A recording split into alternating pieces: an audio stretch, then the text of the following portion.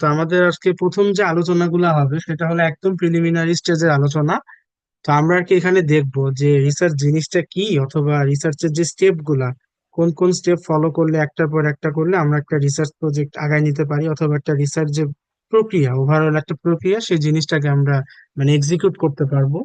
পাশাপাশি আমরা যদি খেয়াল করি, যেমন আজকে আমরা দেখবো যে রিসার্চ প্রসেসটাকে কিভাবে বিভিন্ন স্টেপে ভাঙা যায়।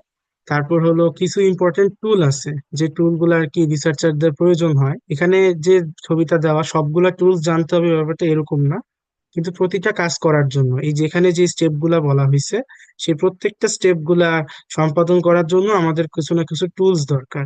অর্থাৎ বিভিন্ন যন্ত্র যেগুলো আমরা রিসার্চে ইউজ করব, যন্ত্র বা মাধ্যম বা সফটওয়্যার। তো সেই জিনিসগুলো সম্পর্কে আমরা কিছুটা জানবো।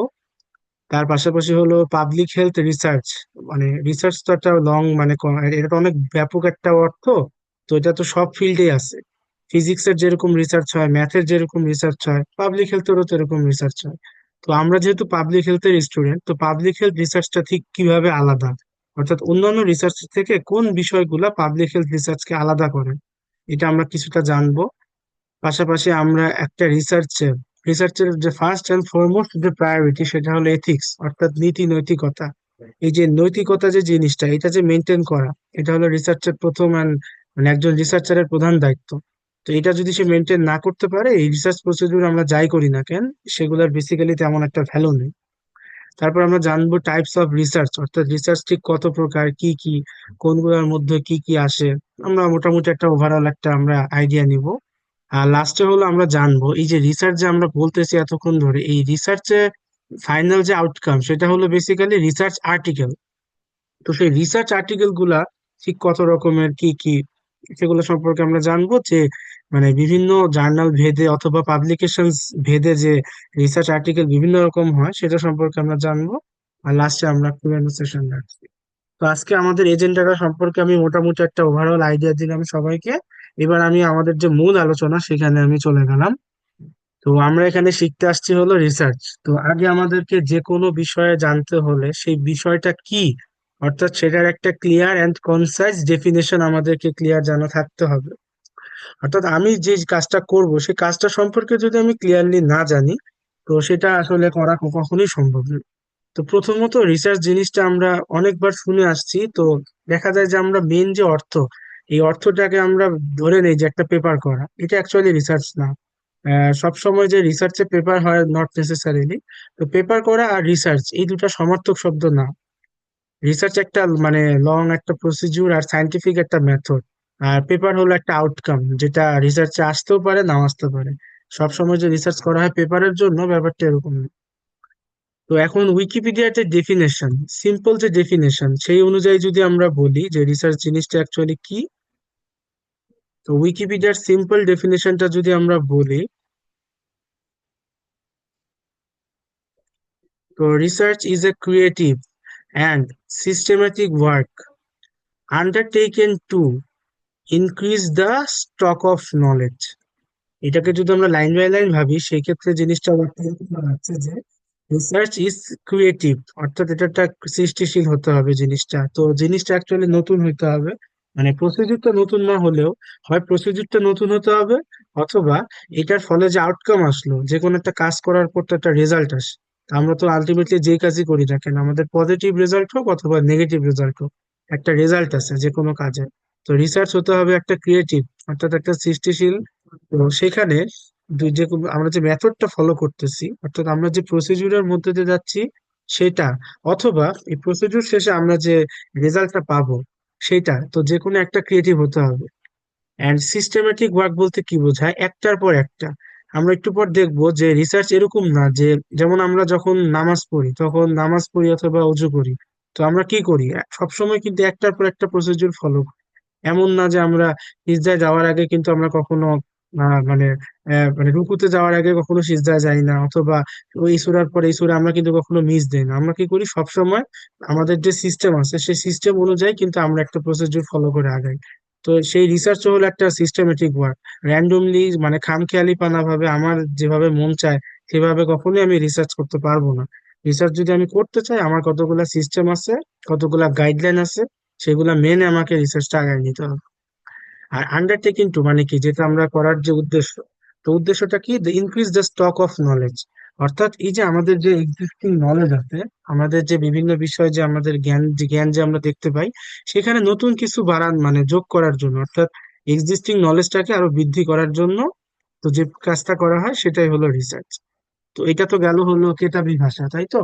এখন প্র্যাকটিক্যাল লাইফে কি বলি, রিয়েল লাইফে যদি আমরা রিসার্চ বুঝতে চাই, তো আমাদের একটা জিনিস জানতে হবে যে আমাদের আশপাশে বিভিন্ন সমস্যা আছে। তো আমরা যে কাজ করতেছি না করতেছি, অথবা অর্থাৎ আমরা যে দৈনন্দিন জীবনযাপন করতেছি, আমাদের আশেপাশে আমরা বিভিন্ন রকম সমস্যার মধ্যেই থাকি। তো সবসময় আমাদেরকে এই সমস্যাগুলো নিয়ে চলতে হয়। কিন্তু আমরা যদি এই সমস্যাগুলো নিয়ে না ভাবি, কখনোই যদি আমরা এগুলা সমাধানের জন্য চিন্তা না করি, তাহলে কিন্তু অ্যাকচুয়ালি আমাদের সোসাইটি অ্যাজ এ হোল আমরা কখনোই আগাতে পারবো না। এখন পর্যন্ত আমরা যে মানব সভ্যতা যে আগাইছে, যতটুকু অগ্রসর হয়েছে কিনা, মানে পুরাটাই হয়েছে হইলো মানুষের রিসার্চ করে বেসিক্যালি। মানুষ সবসময় সমস্যা দেখছে, সেই সমস্যা নিয়ে ভাবছে, চিন্তা করছে, আর সেটা সমাধান করার জন্য বিভিন্ন পদ্ধতি বের করছে।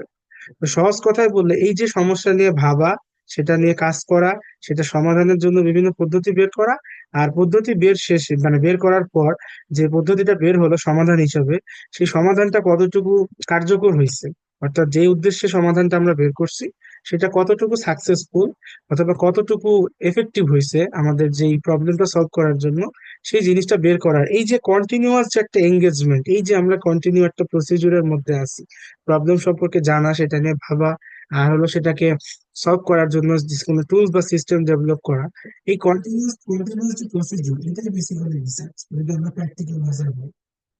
আর যদি আমরা আরো কম্প্রিহেন্সিভ ডেফিনেশন, অর্থাৎ আমরা যদি আরো বিভিন্ন বিষয় এক করে যদি একটা ডেফিনেশন দেখতে চাই, তো সেই ক্ষেত্রে বলতে পারো, এই যে আমি যে ডেফিনেশনটা 2 নম্বর ডেফিনেশনটা দিছি, এটা হলো সাদিকা তাহিরা খানম বইয়ের। তো এটা আর কি থার্ড ইয়ারের রিসার্চ মেথোডোলজিতে আমাদের ডিপার্টমেন্টে পড়ানো হয়। তো ওই বই থেকে আমি এই ডেফিনেশনটা অ্যাডাপ্ট করছি। আমার ডেফিনেশনটা অ্যাকচুয়ালি মনে হয়েছে যেটা পুরো একটা চিত্র তুলে ধরতে পারছে। তো আমরা যদি রিসার্চের একটা মোর কম্প্রিহেন্সিভ ডেফিনেশন ধরি, সেই ক্ষেত্রে দাঁড়ায় হলো যে research is a scientific undertaking. অর্থাৎ কোন একটা উদ্যোগ যখন নেওয়া হয়, সেটা বৈজ্ঞানিক হতে হবে, which by means of logical and systematized techniques। অর্থাৎ এই যে রিসার্চ যে জিনিসটা নেওয়া হলো, সে কোন পদ্ধতিতে কাজ করবে, সে একটা লজিক্যাল পদ্ধতি অ্যান্ড একটা সিস্টেমাইজড টেকনিক্স, অর্থাৎ সিস্টেম মেনে সে টেকনিক, যে টেকনিকটা একটা সিকোয়েন্স থাকতে হবে, যেটা একটু আগে বললাম যে রিসার্চ কখনো র্যান্ডম না, একটার পর আরেকটা কখনোই হয় না, র্যান্ডমলি কখনোই হয় না, রিসার্চ একটা নিয়ম মেনে চলে। আর লজিক্যাল হতে হবে মানে কি, একটা যৌক্তিক হতে হবে। আমার যে প্রতিটা স্টেপ সেগুলা যৌক্তিক হতে হবে, সেটা দেখে যেন মনে হয় যে হ্যাঁ, আমি আসলেই সমস্যা সমাধানের জন্য কাজ করতেছি, অথবা সমস্যা সমাধানের উদ্দেশ্যে আমি রিসার্চটা করতেছি। এখন এই রিসার্চের এইমস টু, অর্থাৎ উদ্দেশ্যটা কি, discover new facts or verify and test old facts. তো প্রথম যেটা উদ্দেশ্য সেটা হলো ডিসকভার নিউ ফ্যাক্টস। সে নতুন কোনো বিভিন্ন বিষয় অথবা জ্ঞান জানার জন্য রিসার্চ করতে পারে। যেমন আমরা যদি জানতে চাই যে আমরা যদি ভ্যাকসিন আবিষ্কারের জন্য কোনো রিসার্চ করি, সেটা কি হবে, সেটা হবে হলো আমাদের ডিসকভার নিউ ফ্যাক্টস।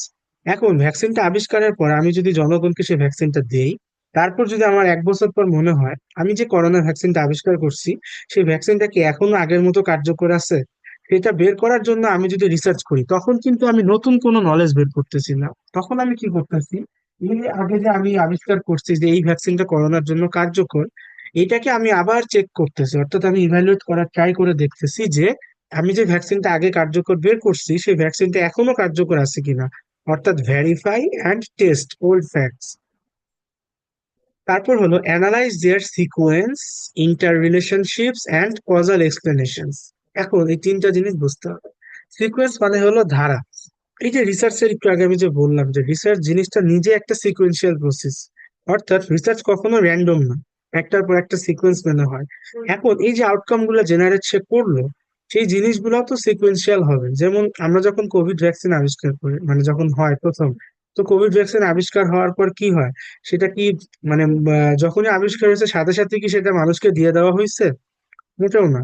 তো জিনিসটা যখন আসলো, তারপর সেটাকে ট্রায়াল অ্যান্ড টেস্ট অ্যান্ড ট্রায়ালের মধ্য দিয়ে, অর্থাৎ সেই জিনিসটাকে প্রথমে বিভিন্ন ধাপে ধাপে টেস্ট করে পরবর্তীতে সেটা মানুষের মধ্যে ইনজেক্ট করার পারমিশন দেওয়া হয়েছে।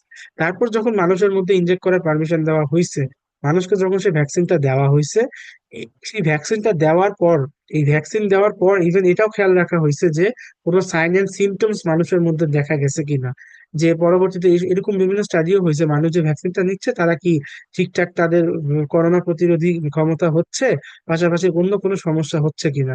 এই যে সিকোয়েন্স যে একটা মেনটেন করা, তারপরে ইন্টার রিলেশনশিপস, অর্থাৎ প্রতিটা স্টেপ একটার সাথে আরেকটা কানেক্টেড। এই কানেকশনটা যেন আমরা কিন্তু চাইলে রিসার্চের মাধ্যমে দেখতে পারি। আর কজাল এক্সপ্লেনেশন, যেমন আমরা যদি জানতে চাই যে কোভিড-19 ইনফেকশনের কারণে আমাদের সবার মানে এই করোনা ভাইরাসের জন্য আমাদের করোনা ডিজিজটা হয়েছে, তো এখন কোন প্যাথোজেনের কারণে আমার একটা পার্টিকুলার ডিজিজ হচ্ছে, এটা যদি আমি জানতে চাই। যেমন আমাদের এপিডেমিওলজির যে ইতিহাসটা, যখন আমাদের যে একটা অ্যাসোসিয়েশন স্টাবলিশ হয়েছিল, জন স্নো যখন এপিডেমিওলজিক্যাল স্টাডি করে যখন একটা অ্যাসোসিয়েশন স্টাবলিশ করলেন যে পানি থেকেই মেনলি কলেরা ডিজিজটা ছড়াচ্ছে, তার পরবর্তীতে কিন্তু আমরা জানতে পারছি যে কলেরার যে প্যাথোজেন সেটা হলো ভিব্রিও কলেরাই। তো সেই কলেরা সেটা যে আর কি কিভাবে আসছে, তো এই যে কজাল এক্সপ্লেনেশন, অর্থাৎ কোন একটা ঘটনা ঘটতেছে সেটা এক্সপ্লেন করার জন্য আমরা রিসার্চটা করি। তারপরে হলো develop new scientific tools, concepts and theories. এখন এই রিসার্চের মধ্য দিয়ে আমাদের একটা উদ্দেশ্য থাকে বিভিন্ন সায়েন্টিফিক টুলস, তারপর হলো কনসেপ্ট মানে ধারণা, আর থিওরি মানে হলো তত্ত্ব। তো আমরা চাই যে সবসময় কোনো না কোনো সায়েন্টিফিক কোনো টুলস, যেমন আমরা কি করি, আমরা রিসার্চ করে কিন্তু বিভিন্ন মানে এয়ার কোয়ালিটি মনিটর অথবা পাশাপাশি কিন্তু আমরা অনেক ডিভাইস আবিষ্কার করছি যেগুলা কিন্তু মানে মানব কল্যাণে ব্যবহৃত হয়েছে। বিভিন্ন কনসেপ্ট, যেমন আমরা জানি যে মানে এটা করলে এটা হবে বা এই জিনিসটা করলে ক্ষতি হবে, যেমন এই যে কলকারখানা ধোঁয়া থেকে যে আমাদের স্বাস্থ্যের ক্ষতি হয়, এটা আমরা যেমন রিসার্চ করে জানতে পারছি। তারপর বিভিন্ন থিওরি আছে, যেমন এই যে ফটো ইলেকট্রিক্যাল যে থিওরি আইনস্টাইনের, সেটা ব্যবহার করে কিন্তু আজকে এই যে এনার্জি বাল্ব তৈরি করা হয়েছে। তা এই যে যে জিনিসগুলো, এই যে কনসেপ্ট গুলো, এগুলা ব্যবহার করে কিন্তু মানে বিভিন্ন স্টাডি করা হয় অথবা ইন্টারভেনশন করা হয়। যেমন এই যে এখানে বলছে যে which would facilitate reliable and valid study, অর্থাৎ সে বিশ্বস্ত এবং মানে কার্যকর যে স্টাডি গুলা সেগুলো তৈরি করার মানে সেগুলা সম্পন্ন করতে হেল্প করবে। অথবা ইন্টারভেনশন, মানে ইন্টারভেনশন মানে হলো যে কোনো একটা ব্যবস্থা যখন কোনো কিছু প্রয়োগ করা হয়, যেমন ভ্যাকসিন একটা ইন্টারভেনশন, অথবা এডুকেশনাল ক্যাম্পেইন গুলা, সচেতনতামূলক যে মানে অ্যাওয়ারনেস মূলক যে ক্যাম্পেইন গুলা, সেগুলো এক একটা ইন্টারভেনশন বা অ্যাকশন, অথবা অথবা আমরা বিভিন্ন কাজ করি। তো সেগুলোর আলটিমেট পারপাসটা হলো হিউম্যান ওয়েলফেয়ার। তো রিসার্চের আলটিমেট পারপাস হলো যে মানে এইসব জিনিস ডেভেলপ করা যেটা পরবর্তীতে অন্যান্য ভাবে ব্যবহৃত হয়ে হিউম্যান ওয়েলফেয়ারের জন্য ব্যবহৃত হবে। তো এই যে এগুলা, এটা হলো রিসার্চের একটা কম্প্রিহেন্সিভ ডেফিনেশন। তো এই এই পর্যন্ত বুঝতে কি কারো কোনো প্রবলেম আছে? আমরা এটা বুঝলে আমরা নেক্সট কনসেপ্ট গুলা যাব। তো রিসার্চ জিনিসটা কি আমাদের ক্লিয়ার জানা থাকতে হবে। এখানে কি কারো কোনো কোয়েশ্চেন বা কোনো কোয়েরি আছে?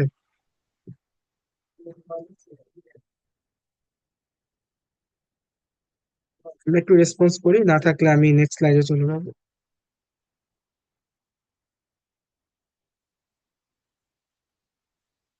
আমার কথা কি শোনা যাচ্ছে? আমি বলেছি যে এই কনসেপ্টটা কি সবাই ক্লিয়ার? তো এখানে কি কারো কোনো কোয়েশ্চেন আছে? না থাকলে আমরা একটু রেসপন্স করি যে হ্যাঁ আমাদের কোয়েশ্চেন নাই, তখন আমি নেক্সট স্লাইডে যাব। জি ভাই, বুঝতে পারছি। ওকে, থ্যাংক ইউ। এখন হলো আমাদের পরের যে প্রশ্নটা আসলো সেটা হলো যে পারপাস অফ রিসার্চ। এখন এই যে একটু আগে যে যেগুলা দেখলাম সেগুলো একটা উদ্দেশ্য দেখলাম, এখন আমরা যে রিসার্চটা করি এটা অ্যাকচুয়ালি আমাদের কি কি উদ্দেশ্য? তো আমরা যে কোনো কাজ তো আর উদ্দেশ্য ছাড়া করি না, আমাদের অবশ্যই পার্টিকুলার কোনো এইম থাকে অথবা পারপাস থাকে। তো যে কোনো কাজে আমরা কোনো না কোনো উদ্দেশ্যেই করে থাকি, তো সেই উদ্দেশ্যটা সম্পর্কে আগে আমাদের জানতে হবে যে আমরা যে রিসার্চ করতেছি সেটা আমাদের উদ্দেশ্য কি। তো প্রথম উদ্দেশ্য হলো আমরা অবশ্যই যে নতুন কোনো নলেজ জেনারেট করতে চাই, তাই না? আমরা অনেকেই আছি যে চাই যে আমার নামটাও যেন ইতিহাসে স্বর্ণাক্ষরে লেখা থাকুক। তো আমরা চাইতেই পারি যে আমাদের একটা আমরা এমন কোনো কন্ট্রিবিউশন রাখলাম যেখানে নতুন একটা নলেজ জেনারেট হলো, আমরা সেই পারপাসে রিসার্চ করি। তারপরে একাডেমিক ডিগ্রি, তো আমরা জানি যে পিএইচডিও বাদ দিই, আমি যদি আরো ছোট লেভেলে বলি, আমাদের অনার্স আর কি একটা ডিসার্টেশন করতে হয়, এটা আমাদের ডিপার্টমেন্টে সবারই করতে হয়। আর ইভেন মাস্টার্স আমাদের থিসিস করতে হয়। তো এই যে ডিসার্টেশন এন্ড থিসিস, এটা জমা না দিলে কিন্তু আমাদের actually bachelors and masters complete হবে না। তো এটা কিন্তু research basically, dissertation and thesis আমি যাই বলি, আর পিএইচডি তেও হয় থিসিস, এগুলো আর কি সব সহজ কথা হলো রিসার্চ। তো আমি যদি একাডেমিক ডিগ্রি পাইতে চাই, আমি যদি দেখাতে চাই যে হ্যাঁ আমি ডিগ্রিটা কমপ্লিট করছি, আমার রিসার্চ করতে হয়, এটা একটা অন্যতম পারপাস। তারপর হলো জেনুইন ইন্টারেস্ট অর প্যাশন। এমন হতে পারে না যে আমার আসলে এগুলা কোনো কিছু দরকার নাই, আমার কোনো ডিগ্রি দরকার নাই বা এই দরকার নাই, আমার অ্যাকচুয়ালি ইন্টারেস্ট আছে এই টপিকটা নিয়ে, আমি সত্যি দেখতে চাই যেটা কোথায় যে থাকে। যেমন এই জেনুইন ইন্টারেস্ট বা প্যাশনের খুব ভালো একটা উদাহরণ হলো গ্রেগর জোহান ম্যান্ডেল, তাই না? উনি যে মটরশুঁটি নিয়ে গবেষণা করছিল, উনি যে জেনেটিক্স এর যে উনি যে জেনেটিক্স যে ইনভেন্ট করে ফেলছিলেন ওই শতকে, একজন পাদ্রী হয়ে। উনি কিন্তু বেসিক্যালি পাদ্রী ছিলেন, ওনার কোনো কোনো চাকরি বাকরি নিয়ে কোনো চিন্তা ছিল না, ওনার পড়াশোনা করার কোনো প্রয়োজন ছিল না। কিন্তু ওই যে ওনার ভিতর যে প্যাশনটা ছিল, উনি অ্যাকচুয়ালি যে এটা নিয়ে আগ্রহী ছিল, ওনার এই জিনিসগুলো যেন চোখে পড়ছিল, তো সেইটা থেকে কিন্তু উনি জেনুইনলি একটা রিসার্চ করে কিন্তু ওই মানব সভ্যতার অনেক বড় একটা কন্ট্রিবিউশন রেখে ফেলছেন। তো আজকে ওনার ওই জেনেটিক্স জিনিসটাই কিন্তু অ্যাকচুয়ালি পরবর্তীতে আজকে যেখানে আমরা যে এখন এত জেনেটিক ইঞ্জিনিয়ারিং বা জিন নিয়ে যে আমরা এত কারিশমা দেখাচ্ছি, সবকিছুর পিছনে কিন্তু ওনার সেই ইন্টারেস্টারই কিন্তু অবদান। তারপর হলো ক্যারিয়ার ডেভেলপমেন্ট। এটা কি এখন আমাদের জন্য তেমন না, বাট এটা কি সত্য যে যদি ক্যারিয়ারে যদি আমাদের প্রমোশন দরকার হয় অথবা যদি আমাদের স্যালারি ইনক্রিজ করতে হয়, সেই ক্ষেত্রে কিন্তু আমাদের রিসার্চ অনেক, পাবলিকেশন না থাকলে কিন্তু প্রমোশন হয় না ইজিলি। তো এটা কিন্তু রিয়েলিটি। তো ক্যারিয়ার ডেভেলপমেন্টের জন্য কিন্তু আমরা রিসার্চ করতেই পারি। এখন আমি যে জিনিসটা দেখাবো সেটা হলো এই রিসার্চের যে স্টেপস গুলা। ঠিক আছে, তো এইটাও আর কি, এই যে ফিগারটা আমি নিচ্ছি, এটা হলো সাদিকা তাহিরা খানমের ওনার যে বইটা সেটা থেকে নেওয়া। এটাও আর কি আমাদের বললাম তো, এটা আমাদের থার্ড ইয়ারে যখন রিসার্চ মেথোডোলজি পড়ানো হয় সেটা একদম ওই বইটার একদম, এই বইটা মেনলি রেফারেন্স বুক হিসেবে থাকে। তো আমরা এই ছবিটা দেখলে বেসিক্যালি রিসার্চের যে একদম স্টেপস গুলা, কোন কোন ধাপ ফলো করলে আর কি আমরা রিসার্চটা করতে পারবো, সেটা আমরা কিন্তু দেখতে পারবো। তো এখন আমরা যদি এই স্টেপস গুলা ফলো করি, তো প্রথম যে কাজ সেটা হলো প্রবলেম আইডেন্টিফিকেশন। এটা একদম রিসার্চের একদম প্রাইমারি স্টেপ। আমি যদি সমস্যা আইডেন্টিফাই করতে না পারি, সেই ক্ষেত্রে আমি কি রিসার্চ করবো? যদি কোনো সমস্যা না থাকে, আমার তো রিসার্চ করার দরকার নেই, সব যেভাবে চলতেছে ওইভাবে চলতে থাক। যখনই আমি রিসার্চ করব যখন আমার কাছে কোনো প্রবলেম আসবে। তো যেমন আমরা যদি একটা একটা প্রবলেম আইডেন্টিফাই করি যে আহ আমার মাথা থেকে যে বলি যে যদি আমরা যদি এরকম একটা দেখতে চাই যে হিট স্ট্রেস, তাই তো? এই গরমের সময় যে প্রচন্ড তাপদাহ, সেটার জন্য হিট স্ট্রেস। তো আমরা একটা জিনিস যদি দেখতে চাই, যদি প্রশ্নটা এরকম করি যে হিট স্ট্রেস কি মানুষের মেন্টাল হেলথে কোনো এফেক্ট ফেলে, তো আমরা যদি একটা রিসার্চ প্রবলেম এভাবে আইডেন্টিফাই করি যে আমরা জানতে চাচ্ছি যে হিট স্ট্রেসের ফলে কি মেন্টাল হেলথে কোনো এফেক্ট পড়ে, তো আমরা তো এটা জানতেই যেতে পারি। এখন যে সমস্যা সেটা হলো এই হিট স্ট্রেস, এটা হলো আমাদের প্রবলেম আইডেন্টিফিকেশন। তো এখানে প্রবলেম হলো হিট স্ট্রেস, আর এটার ফলে যে আউট এফেক্ট পড়ছে সেটা হলো মেন্টাল হেলথের উপর। ঠিক আছে, আমাদের প্রথম স্টেপটা গেল। এরপর আমাদের নেক্সট স্টেপ হলো information gathering and knowledge building. এই স্টেপে আমরা করব কি বেসিক্যালি, আমরা এই যে আমরা যে প্রবলেমটা আইডেন্টিফাই করছি যে হিট স্ট্রেসের সাথে মেন্টাল হেলথের প্রবলেম, তাহলে এখন আমাদের হিট স্ট্রেস সম্পর্কে জানতে হবে ভালোভাবে, যেহেতু আমরা এটা নিয়ে কাজ করতে চাচ্ছি। তারপর মেন্টাল হেলথে আমরা কি কি দেখতে চাচ্ছি, যেমন মেন্টাল হেলথ বললে তো অনেক কিছু বলা যায়, ডিপ্রেশন, অ্যাংজাইটি, তারপর স্ট্রেস, তারপর হলো আহ কি বলে মেন্টাল রিটার্ডনেস, কগনিটিভ অ্যাবিলিটি, অনেক কিছু দিয়ে কিন্তু আমি মেন্টাল হেলথকে ডিফাইন করতে পারি। তা আমার কোন জিনিসগুলো আমার জানতে হবে সেটা কিন্তু আমার নিজের কাছে ক্লিয়ার থাকতে হবে। যেমন আমি ধরে নিলাম যে আমি ডিপ্রেশনকে আমি মেন্টাল হেলথের পরিমাপ একক হিসাবে আমি মাপবো যে হিট স্ট্রেসের উপর কি ডিপ্রেশনের কোনো প্রভাব আছে কিনা। আর হিট স্ট্রেস বলতে আমি কি বুঝাই যে একাধারে যদি 2 বা 3 দিন যদি ধরে নিলাম যে 35 ডিগ্রি সেলসিয়াস, এই 35 ডিগ্রি সেলসিয়াসের উপর যদি তাপমাত্রা থাকে 2 থেকে 3 দিন, তখন আমি বলবো যে আমরা হিট স্ট্রেসে আছি। তারপর কি আমি এগুলা পড়াশোনা করে বিভিন্ন পেপারে দেখবো যে হিট স্ট্রেস কিভাবে ওরা সংজ্ঞায়িত করছে, মেন্টাল হেলথে কিভাবে মূল্যায়ন করা হয়েছে, তারপর কোন কোন প্রসিডিউরে এর আগে কোনো রিসার্চ হয়েছে কিনা, আমি কি ওইভাবে রিসার্চ করতে পারি, অথবা পৃথিবীর অন্যান্য জায়গায় কোনো সম্পর্ক পাওয়া গেছে কিনা। এগুলা করে এই যে এটা হলো নেক্সট স্টেপ, ইনফরমেশন জানবো আর নিজে এই সম্পর্কে নলেজ বিল্ড করবো। তারপরের কাজ হলো আমার হাইপোথেসিস ফর্মুলেশন। এটা হলো, হাইপোথেসিস একটা ইনফার্ম প্রেডিকশন। অর্থাৎ হাইপোথেসিস বেসিক্যালি ওই যে বলে না অনুকল্প বলে হাইপোথেসিসকে।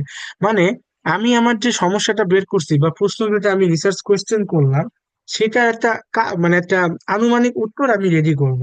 যেমন আমি যদি দেখি পড়াশোনা করে বিভিন্ন জায়গায় যে হ্যাঁ হিট স্ট্রেসের সাথে মেন্টাল হেলথের একটা সম্পর্ক পাওয়া গেছে, কথার কথা দেখা গেল যে আমেরিকার একটা স্টাডি হয়েছে যে হিট স্ট্রোক যখন হয় তখন মানুষের মধ্যে ডিপ্রেশনের হার বেড়ে যায়, এত পার্সেন্ট বেড়ে যায়, কথার কথা। অথবা আমি আমেরিকা অথবা রাশিয়াতে একটা স্টাডি হয়েছে যে দেখা গেছে স্কুলের বাচ্চারা হিট শেষে যখন হয় গরমের সময় ডিপ্রেশনে বেশি থাকে, তারা পড়াশোনায় তাদের মনোযোগ হয় না। এই যে জিনিসগুলো যখন আমি পড়লাম, তখন কিন্তু আমার মধ্যে একটা আইডিয়া আসলো যে হ্যাঁ, হয়তো বা হিট স্ট্রেস কানেক্টেড। তো আমি তখন আমি একটা হাইপোথেসিস দাঁড় করাবো যে হ্যাঁ, hit stress is connected with mental health. এখন প্রশ্ন হলো, আমার হাইপোথেসিস দুইটা হবে, একটা হলো নাল হাইপোথেসিস, একটা হলো অল্টারনেটিভ হাইপোথেসিস। এই নাল আর অল্টারনেটিভ কি আমি বুঝাই দিচ্ছি। ও আচ্ছা, আরেকটা কথা, যে আমাদের মিটিংটা 10 মিনিট পর এন্ড হয়ে যাবে, তো মিটিং এন্ড হলে এই লিঙ্কে আবার সবার জয়েন করতে হবে। তো এটা কি আমাদের, যেহেতু আমার ফ্রি প্ল্যান, আমার কাছে কোনো মানে পেইড কোনো মেথড নাই, তো এর জন্য আর কি এই কষ্টটা সবার করতে হবে। তো মিটিংটা যদি এন্ড হয়ে যায়, মিটিং আমরা যদি শেষ মানে আমার ক্লাসের মাঝখানে এন্ড হয়ে গেলে সবাই আবার এই লিঙ্কে জয়েন করবেন কাইন্ডলি। আমি জানাবো রাখলাম, এটা সব ক্লাসেই হবে। এখন নাল হাইপোথিসিস হলো আমি যে প্রথম যে জিনিসটা ধরে নিলাম সেটা। তো আমার নাল হাইপোথিসিস হলো যে হ্যাঁ, হিট স্ট্রেসের সাথে মেন্টাল হেলথের সম্পর্ক আছে। তাহলে আমার অল্টারনেটিভ হাইপোথিসিস হবে কি, এটা ঠিক উল্টাটা, যে হিট স্ট্রেসের সাথে মেন্টাল হেলথের কোনো সম্পর্ক নাই। ঠিক আছে? তো আমার প্রথম সম্পর্ক এইটা যেটা মানে নাল হাইপোথিসিস, সেটা হলো যে হ্যাঁ, সম্পর্ক আছে। অথবা আমি যদি অল্টারনেটিভ ধরি যে সম্পর্ক আছে, তখন নাল হয়ে যাবে যে সম্পর্ক নাই। এটা ডিপেন্ড করবে বিভিন্ন সিচুয়েশনের উপর। অর্থাৎ অল্টারনেটিভ হাইপোথিসিসের উল্টা হয় হলো এই নাল হাইপোথিসিস, তার মানে জিরো। ও, তার মানে যে হাইপোথিসিসটা নাল হবে সেটা ঠিক উল্টাতে হবে অল্টারনেটিভ। তাহলে তাহলে এখন আমি এটা প্রশ্ন রাখতে চাই, এই নাল হাইপোথিসিস আর অল্টারনেটিভ হাইপোথিসিস, এই দুইটাই কি একসাথে সত্য হতে পারে? না ভাই, হতে পারে না। ইয়েস, যেমন সূর্য যদি পূর্ব দিকে ওঠে, সূর্য তাহলে পশ্চিম দিকে অস্ত যায়। এখন সূর্য পূর্ব দিকে ওঠে আর সূর্য পূর্ব দিকে ওঠে না। এখন এই দুইটা কখনোই একসাথে সত্যি হতে পারে না, তাই না? হয় সূর্য পূর্ব দিকে উঠবে, অথবা পূর্ব দিক মানে যদি না উঠে, মানে যদি আজকে সূর্য উঠে তাহলে উঠছে, আর না উঠলে নাই। সূর্য উঠে নাই কিন্তু আলো আছে, এটা কখনোই সম্ভব না। তেমনি নাল হাইপোথিসিস আর অল্টারনেটিভ হাইপোথিসিস কখনোই একসাথে সত্য মিথ্যা, মানে সত্য বা মিথ্যা হবে না। একটা সত্য একটা মিথ্যা হবে, এটা আর কি অনেক ইম্পর্টেন্ট একটা কনসেপ্ট, এই জিনিসটা জানা রাখলাম। তো হাইপোথিসিস ফর্মুলেশন হয়ে গেল। এরপর হলো প্ল্যানিং রিসার্চ। এখন হলো আমি প্ল্যান করব যে আমি যে রিসার্চটা করব আমি কিভাবে করব। তো এটা আর কি, মানে আমাদের রিসার্চ জানতে হবে, এটাই হলো মানে রিসার্চ মেথোডোলজি বলে এটাকে। তো এটা প্ল্যানিং রিসার্চ মানে হলো আমার, যখন আমি রিসার্চটা জানবো তখনই আমি শুধুমাত্র প্ল্যান করতে পারবো। আমাদের যে এই কোর্সের যে আরো নেক্সট 7টা ক্লাস, সেখানে ইনশাল্লাহ আমরা এই প্ল্যানিং রিসার্চটা জানতে পারবো, কিভাবে আমি একটা রিসার্চটা প্ল্যান করবো। রিসার্চ প্ল্যান করার পর করার জন্য আগে আমার পড়াশোনা করতে হবে, প্রিভিয়াস কি কি কাজ হয়েছে সেগুলা কিভাবে করা হয়েছে, এই জিনিসগুলো আমার জানতে হবে। এখন কথা হলো, এরপর হলো ডাটা কালেকশন। প্রথম কাজ হলো আমি যে প্ল্যান ট্যান করবো, তারপর আমি মাঠে ডাটা কালেকশনে নামবো, আমি ডাটাটা নিয়ে আসবো। তারপর সেই ডাটাটাকে আমি প্রি প্রসেসিং করবো, এখানে প্রিসেসিং লিখছে, এটা হবে প্রি প্রসেসিং। অর্থাৎ ডাটা অ্যানালাইসিসের পূর্বে আমার কিছু কাজ করে নিতে হবে। তো আমরা যখন সামনে ইনশাল্লাহ ডেটা অ্যানালাইসিসে যাব, তখন আমি ডেটা প্রি প্রসেসিং দেখাই দিব, ওই ক্লাসটা আর কি আমার। তারপর হলো আমরা ডেটাটা অ্যানালাইসিস করব। অ্যানালাইসিস করে আমরা বিভিন্ন টেবিল, ফিগার, এগুলো জেনারেট করব। সেইখান থেকে আমরা কি করব, এই যে নাল হাইপোথিসিস আর অল্টারনেটিভ হাইপোথিসিসকে আমরা টেস্ট করব। আমরা যে ডাটা অ্যানালাইসিস করব, অ্যানালাইসিস করার পর এখন আমি প্রশ্ন করি, যেমন আমাদের এই স্টাডিতে নাল হাইপোথিসিস হলো যে হিট স্ট্রেসের সাথে মেন্টাল হেলথের সম্পর্ক আছে, আর অল্টারনেটিভ হলো হিট স্ট্রেসের সাথে মেন্টাল হেলথের সম্পর্ক নাই। এখন আমি যদি অ্যানালাইসিস করে পাই যে আমার নাল হাইপোথিসিসটা ট্রু, তাহলে আমি কি ডিসিশন নিব?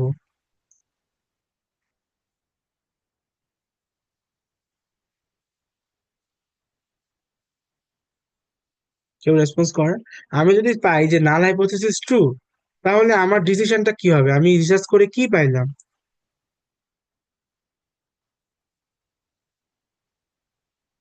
ভাই, আবার মেন্টাল হেলথের সাথে সম্পর্ক আছে তাইলে।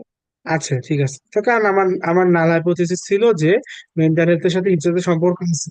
তাহলে যদি এটা ট্রু হয়, তার মানে আমি ডিসিশন নিতে পারবো যে আমার সম্পর্কটা আছে।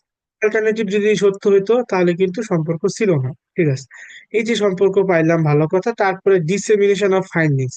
ডিসেমিনেশন মানে হলো এই যে আমি যে রেজাল্টটা পাইলাম, সেটা দুনিয়াকে জানানো যে দেখো ভাই আমি গবেষণা করে এটা পাইছি।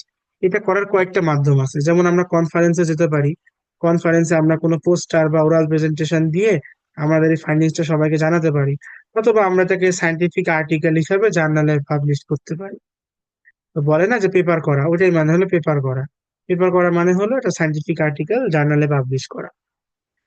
অথবা আমরা কি করতে পারি, এটা আমরা একটা রিপোর্ট আকারে দিয়ে, যেমন সরকার কি পেপার করে। সরকার এই যে কয়দিন আগে যে কমিশন, বিভিন্ন যে সংস্কার কমিশন যে হলো, তারাও কিন্তু রিসার্চ করছে, করে কিন্তু কতগুলা রিপোর্ট প্রডিউস করছে। সেই রিপোর্ট গুলা তারা মানে ইউনূস সরকারকে দিচ্ছেন, প্রফেসর ডক্টর ইউনূসকে, তো সেটার বেসিসে সংস্কার হবে। এই যে রিপোর্ট গুলা, এটাও কিন্তু একটা ডিসেমিনেশন। সবসময় যে এটা পেপার হতে হবে ব্যাপারটা এরকম না, কনফারেন্স হতে পারে, রিপোর্ট হতে পারে। এটা আমার ডিপেন্ড করবে আমার ইসের উপর। যেমন আমি জাতিসংঘের যে কাজগুলো, তারা পেপার নিয়ে বিন্দুমাত্র চিন্তিত না, কারণ তারা বড় লেভেলের পলিসি লেভেলে কাজ করে। তো তারা দেখা যাচ্ছে যে আমার ই করে, তারা সব হলো রিপোর্ট আকারে পাবলিশ করে। সেগুলো ওই যে COP21 অথবা COP29 বা বিভিন্ন যে রিপোর্ট আকারে আসে না, ইউনিসেফের যে রিপোর্ট গুলা, বিভিন্ন কনভেনশন, সেগুলো তারা রিপোর্ট আকারে পাবলিশ করে। এই যে এটা হলো কাজ। এখন প্রশ্ন হলো, যদি আমি এখানে পাই যে আমার এই যে রিজেকশনটা, এই যে হাইপোথিসিসটা আমার ভুল হয়েছে, আমি যে রিসার্চটা করছি সেটা ভুল হয়েছে, সেক্ষেত্রে কি হবে? আমি এখানে এই পরের ধাপে যেতে পারবো না, আমাকে আবার আগের ধাপে এখানে চলে আসতে হবে। আমি নতুন করে হাইপোথিসিস বানাইতে হবে, তারপর আবার নতুন করে রিসার্চ করতে হবে। তারপর যতক্ষণ না আমি আমার কাঙ্ক্ষিত রেজাল্ট পাচ্ছি, আমাকে এই লুপটা কমপ্লিট করতে হবে। তো এইটা হলো আমার টোটাল একটা রিসার্চ প্রসিডিউর। আমরা যা যা করি সবকিছু এই প্রসিডিউরের মধ্যে দিয়ে ফেলা যায়। এই পর্যন্ত কারো কোনো বুঝতে সমস্যা নাই আছে? থাকলে কিন্তু মানে কোশ্চেন করার সুযোগ আছে। আমি নেক্সট স্লাইডে গেলাম। ওই যে এখন যে কথাটা হলো, টুলস ফর রিসার্চ, এই যে আমি একটু আগে যে প্রসিডিউর গুলা বললাম, এগুলা সম্পন্ন করার জন্য আমাদের বিভিন্ন টুলস দরকার। তো টুলস গুলার মধ্যে এখানে অনেকগুলা টুলস আছে। তো এগুলা দেখে ঘাবড়ানোর কিছু নাই। আর আমি এই যে এই স্লাইডটা দিয়ে দিছি অলরেডি মেইলে, যারা রেজিস্ট্রেশন করছিল। তো পাশাপাশি যারা করে নাই তাদের জন্য আমি ফোরাম ইনশাল্লাহ দিয়ে দিব। এখানে অনেকগুলো টুলস আছে, চিন্তার কোনো কারণ নাই। তো আমরা যখন পরবর্তী ক্লাসে ধাপ ধাপ ধাপ ওয়াইজ আগাবো, তখন আমরা একটা একটা করে প্রসেসের জন্য আমরা কিছু টুলস শিখবো। তো সেই টুলস গুলো শুধু শিখলেই হবে। এখানে সবগুলা টুলস, এখানে সবাই সব ধরনের টুলস আছে, কিন্তু সবাই সব ইউজ করতে হয় না। তো আমরা দেখবো যেগুলো আমাদের প্রয়োজন হয়, এগুলো আর কি হেল্পফুল। এটা আমি লিঙ্কডইন থেকে নিচ্ছি এই ছবিটা। এখন কথা হলো পাবলিক হেলথ রিসার্চটা কি, তাই তো? তো এই আমরা যে এতক্ষণ যে রিসার্চ বললাম, সেটা হলো ওভারঅল রিসার্চ। তো একটা কেমিস্ট্রি ডিপার্টমেন্টের স্টুডেন্ট, একটা সায়েন্স ফিজিক্স ডিপার্টমেন্টের স্টুডেন্ট, ওরাও যদি রিসার্চ করে, আমরা যদি রিসার্চ করি, প্রায় এই সেম প্রসেসই ফলো করবো। কিন্তু আমরা পাবলিক হেলথের স্টুডেন্ট হিসেবে আমাদের যে রিসার্চটা, সেটা একটু আলাদা। অবশ্যই আলাদা। প্রতিটা ফিল্ডের সবার রিসার্চে আলাদা। একজনের সাথে একজনের ওভারল্যাপ কখনোই করবে না। তো আমরা যদি এই যে স্টুডেন্টের মানে সরি, আমরা যে রিসার্চ যেগুলো আছে, তো আমাদের যে রিসার্চ গুলা, সেগুলো যদি আমরা ডিফাইন করতে চাই, সেই ক্ষেত্রে ওটা হবে পাবলিক হেলথ রিসার্চ। তো পাবলিক হেলথ রিসার্চটা কি? একটা scientific field that studies the health of population, অর্থাৎ জনগণের যে স্বাস্থ্য, সেটা নিয়ে আমরা পড়াশোনা করব। অ্যানালাইজিং ফ্যাক্টরস, আমরা কি করব? বিভিন্ন ফ্যাক্টর অ্যানালাইসিস করব, যেমন lifestyle, environment and social determinants, to identify risks and develop interventions. অর্থাৎ আমরা এই বিভিন্ন যে ফ্যাক্টর আছে, সেগুলো আইডেন্টিফাই করে আমরা বিভিন্ন রিস্ক, অর্থাৎ পপুলেশন কোন ধরনের ঝুঁকিতে ভুগতেছে, এই জিনিসগুলো আমরা রিস্ক গুলো আইডেন্টিফাই করব। পাশাপাশি আমরা বিভিন্ন ইন্টারভেনশন, অর্থাৎ এই যে একটু আগে আমি বললাম ভ্যাকসিন একটা ইন্টারভেনশন, আমরা বিভিন্ন ইন্টারভেনশন ডেভেলপ করব, যেগুলা এই ডিজিজটাকে কি প্রিভেন্ট করবে, হেলথ কে প্রমোট করবে, আর রিডিউসিং হেলথ ইনইকুয়ালিটিস, মানে কি হেলথ যা স্বাস্থ্য বৈষম্য যেটা, সেটা দূর করবে across communities, focusing on improving the overall wellbeing of population rather than individual treatments. অর্থাৎ একজন ব্যক্তি কেন্দ্রিক মানে চিকিৎসা চিন্তা আমরা না করে, আমরা ওভারঅল একটা পপুলেশনের হেলথকে ইমপ্রুভ করার জন্য কি কি ধরনের টুলস অ্যান্ড রেগুলেশন ডেভেলপ করা যায়, সেটা নিয়ে আমরা রিসার্চ করব। তো কিছু এক্সাম্পল যদি দেখি, যেমন impact of air pollution on respiratory health, অর্থাৎ এই নিঃশ্বাস প্রশ্বাসগত যে রেসপিরেটরি শ্বসন যে স্বাস্থ্য, সেটার উপর এয়ার পলিউশনের প্রভাব। তারপর factors contributing to obesity rates, অর্থাৎ এই যে ওবিসিটির যে কারণ কি, কোন কোন ধরনের ফ্যাক্টর গুলো ওবিসিটির জন্য দায়ী কোন একটা কমিউনিটিতে, সেটা আমরা দেখতে পারি। তারপর হলো effectiveness of vaccination programs in preventing infectious disease, অর্থাৎ ভ্যাকসিন দিয়ে আমরা ঠিক কতটা কার্যকরী ভাবে ডিজিজ গুলা প্রিভেন্ট করতে পারি, সেগুলা দেখতে পারি। তারপর মেন্টাল হেলথের ব্যাপার আছে, এই সেই। এই যে যে জিনিসগুলো, এগুলো হলো আমাদের পাবলিক হেলথ রিসার্চ। এই জিনিসগুলো, এই যে আলাদা কাজগুলো, এগুলোই মেনলি আমাদেরকে আলাদা করবে অন্যান্য ফিল্ডের রিসার্চারদের থেকে। তো একটু আগে আমরা যেটা দেখলাম সেটা হলো যে পাবলিক হেলথ রিসার্চের যে মানে আমাদের যে স্পেশালাইজেশন, অর্থাৎ আমরা কেন আলাদা, আমাদের পাবলিক হেলথ রিসার্চটা কেন আলাদা অন্যান্য রিসার্চারদের থেকে, সেটা কি আমরা দেখলাম। এখন হলো এই যে একটু আগে যে আমি বললাম, তো এইটাই বেসিক্যালি কারণ যে কেন আর কি আলাদা। তো আলাদা হওয়ার কারণ হলো বেসিক্যালি এই চারটা জিনিস দিয়ে আমরা যদি এক্সপ্লেন করি, তখন আমরা বুঝতে পারবো মানে আমাদের আর কি পাবলিক হেলথ রিসার্চের এই চারটা পয়েন্ট হলো কি পয়েন্ট। তো প্রথম কথা হলো পপুলেশন। অর্থাৎ আমাদের যে মানে স্টাডি গুলা হবে সেটা সামহাও মানে আইদার অর মানে ইদার মানে কোনো না কোনো ওয়েতে সেটা অবশ্যই মানে পপুলেশনের সাথে কানেক্টেড হতে হবে। জনগণের সাথে একদমই সম্পর্ক নেই এমন কোন স্টাডি কখনোই পাবলিক হেলথ স্টাডি না। যেমন আলোর গতিবেগ, যদি এটা বলি যে আলো পানির মধ্য দিয়ে প্রবেশ করার সময় আলোর গতিবেগের কোনো পরিবর্তন হয় কিনা, এটা কি পাবলিক হেলথ রিসার্চ? মানে একদম না। এটা কখনোই পাবলিক হেলথ রিসার্চ না। এটা কখন পাবলিক হেলথ রিসার্চ হবে, যখন আমি প্রশ্নটা এভাবে করব যে আমাদের যে আল্ট্রাসোনোগ্রাম ইউজ করা হয় অথবা যে লেজার ইউজ করা হয়, সেটা যখন আমাদের হিউম্যান বডিতে যখন মানে ডিরেক্ট যখন কন্ট্যাক্টে আনা আনা আসে, তখন সেই সাউন্ড ওয়েভ বা সেই লাইটটাকে আমাদের হিউম্যান বডির জন্য কোনো রকমের কোনো ক্ষতি করার মানে ক্ষতি বা হিসেবে কারণ হয়ে হচ্ছে কিনা। তো যখনই পপুলেশন বা কোনো পিপল বা পার্সন যখন চলে আসবে, তখনই সেই জিনিসটা হয়ে যাবে পাবলিক হেলথ রিসার্চ। পাবলিক হেলথের পাবলিক মাস্ট থাকতেই হবে। তো আমাদের রিসার্চের আউটকাম কোনো না কোনো ভাবে পাবলিক রিলেটেড। তো সেটা ডিরেক্টলি হতে পারে অথবা ইনডিরেক্টলি হতে পারে। তারপর হলো health determinants, health is wealth. তো আমরা যাই করি না কেন আমাদের জিনিসটা কোনো না কোনো ভাবে পাবলিকের হেলথে মানে এফেক্ট করবে। তো হেলথের তো অনেকগুলা ইন্ডিকেটর আছে, যেমন মেন্টাল হেলথ আছে, তারপর হলো ফিজিক্যাল হেলথ আছে, ইমোশনাল হেলথ আছে। তো যে কোনো একটা আসপেক্ট অথবা মানে মাল্টিপল আসপেক্ট একসাথে চাইলে সে অনেকগুলো আসপেক্ট কেও কভার করতে পারে, অথবা চাইলে যে কোনো একটা আসপেক্ট কেও সে দেখতে পারে। যেমন সে যদি শুধুমাত্র মেন্টাল হেলথ ডাইমেনশন নিয়ে দেখে, কোনো সমস্যা নেই। আবার যদি সে চায় অন্যান্য ডিটেলস যে আসপেক্ট আছে সেগুলো দেখতে পারে। তো হেলথ ডিটারমিনেন্টসটা আর কি আমাদের পাবলিক হেলথ রিসার্চের একটা কোর কনসেপ্ট। তারপর হলো ইন্টারভেনশন। তো পাবলিক হেলথ রিসার্চ আমরা ম্যাক্সিমাম টাইমে করি কি, আমরা কোনো না কোনো ইন্টারভেনশন দেখি, অথবা আমরা ট্রাই করি কি কোনো ইন্টারভেনশন একটা মানে আমরা খালি প্রবলেম কিন্তু আইডেন্টিফাই করে বসে থাকি না। আমরা পাবলিক হেলথ প্রফেশনাল বা পাবলিক হেলথ ছাড়া আমরা আসি, আমাদের একটা অন্যতম কাজ হলো সেই প্রবলেমটাকে মিটিগেট করার জন্য বা ট্যাকেল করার জন্য কোনো না কোনো এফেক্টিভ সলিউশন অথবা ইন্টারভেনশন অথবা স্ট্র্যাটেজি কিন্তু আনতে হয়। আমরা কিন্তু পলিসি লেভেলে যে পলিসি ডায়ালগ গুলা বা পলিসি ফ্রেমওয়ার্ক গুলা যখন প্রডিউস করা হয়, সেই ক্ষেত্রে কিন্তু আমরা অনেক এফেক্টিভ একটা ভূমিকা রাখি। তো public health specialist as a public health specialist আমাদেরকে চিন্তা করতে হবে একদম মানে হোলিস্টিক মানে পার্সপেক্টিভ থেকে। তো আমাদের চিন্তাটা সবসময় মাল্টি ডাইমেনশনাল হবে। আমরা কখনো এক ফিক্সড ডাইমেনশন নিয়ে কখনো একটা মানুষের মানে ব্যক্তিগত জীবন চিন্তা করব না। যেমন একটা কথা আছে, যেমন আমরা যদি চিন্তা করি যে এই কাজটা হচ্ছে এরকম করতেছেন না কেন। যেমন ছোট্ট একটা উদাহরণ যদি দিই, জাতিসংঘ একবার পানি ফুটায় খাওয়া তো অনেক ভালো, স্বাস্থ্যের জন্য অনেক উপকারী। তো পেরু অঞ্চলে জাতিসংঘ একবার এই নলেজটা সবার মধ্যে ছড়াইছিল। তো তারা সবাইকে ওই মানে মোটিভেট করছে যে পানিবাহিত যে রোগগুলো সেগুলো দূর হয়ে যাবে যদি তারা এই পানিটা ফুটায় খায়। কিন্তু পরবর্তীতে দেখা গেল তারা ঠিকঠাক মানুষকে অনেক সুন্দর মতো বুঝাইছে, তাদেরকে অনেক ভালোভাবে ইন্টারভেনশন দিছে, তাদেরকে বুঝাইছে, বিভিন্ন চুলা কিনে দিছে, জ্বালানি কিনে দিছে, তাদেরকে সহায়তা করছে। ইভেন এটাও বলছে যে কেউ কোনো কমিউনিটি যদি পানি বাহিত রোগ কমে আনতে পারে তাদেরকে বিভিন্ন ইনসেনটিভস দেওয়া হবে, আলাদা অর্থনৈতিক সুবিধা দেওয়া হবে। সব ঠিক আছে, মানে তাদের সায়েন্টিস্টরা সব চেষ্টা করছে। কিন্তু পরবর্তীতে দেখা গেছে তাদের এই এফেক্টটা কার্যকরী হয়নি। তখনই কথা মানে তখন যখন কার্যকর হলো না, তখন পাঠানো হলো কি অ্যানথ্রোপোলজিস্ট আর পাবলিক হেলথ স্পেশালিস্টদের। তো অ্যানথ্রোপোলজিস্ট অ্যান্ড পাবলিক হেলথ স্পেশালিস্টরা যখনই ওই মানে পেরু রিজিয়নে গেল, তারা যখন মানুষের সাথে গল্প করা শুরু করলো, ডিসকাস করা শুরু করলো যে তোরা কেন এত কিছু বলার পরও পানি ফুটাচ্ছেন না, তখন তারা দেখলো যে তাদের ওই অঞ্চলে ওই গ্যাস যখন আসে, অর্থাৎ সারাদিন তো 24 ঘন্টা তো গ্যাস নাই, মানে আমাদের বাংলাদেশে যেটা রিয়েলিটি সেটা ওখানেও চলে, সবসময় তো গ্যাস নাই। তো তাদের যখন গ্যাসের যে সময়টা, অর্থাৎ যে সময় গ্যাসটা আসে, তারা তারা তো আর কি লাকড়ি বা এই দিয়ে তো অনেক এক্সপেন্সিভ। তো যেই সময় পানিটা আসে মানে সরি গ্যাসটা আসে, সেই সময় তারা যে গ্যাসটা ইউটিলাইজ করে যে পানি ফুটাবে, সেই সময় তারা ম্যাক্সিমাম দেখা যায় মারা সন্তানদের নিয়ে স্কুলে যায়। তো স্কুলে যাওয়ার টাইমটাতে দেখা যায় গ্যাস আসার কারণে তারা কিন্তু পানিটা ফুটাচ্ছে না। তো এই যে সমস্যাটা যখন আইডেন্টিফাই হলো, এটা কখন হলো, এটা একটা কালচারাল আসপেক্ট।